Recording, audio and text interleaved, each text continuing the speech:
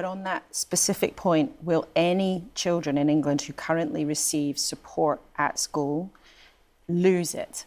So this is not about removing support. This is about improving support for children. And forgive me, I will set out all of the full detail tomorrow.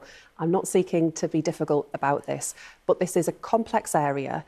And the assurance I can give to parents is that under the new system, more children will receive support, but they'll receive it more quickly. They'll receive it when they need it and where they need it. And parents won't have to fight so hard to get support through an EHCP, because what parents tell me is that the EHCP has become the means by which, that route into the system, by which they get the support their children need. They shouldn't have to go through that. They shouldn't have to fight.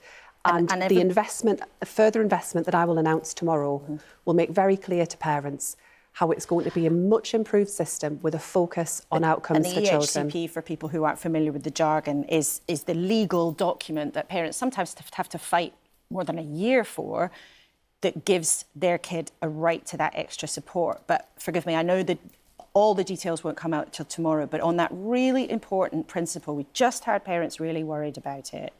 Will any child who currently receives support lose it under your proposals?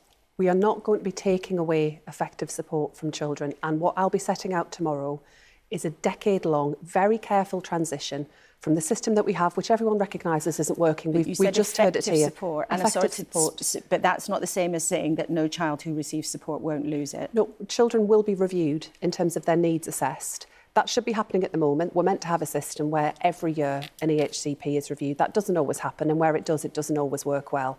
But what parents will see when we set out our vision tomorrow is a system where, if, for example, your child needs speech and language support, the school will be better able to provide that than is the case right now, because parents don't go into this thinking they want to fight so hard for this. And equally, with all of the brilliant people who go in to work with children, whether that's health professionals or education staff, they don't want to spend their time filling out forms, sending emails, arguing through this adversarial bureaucratic system.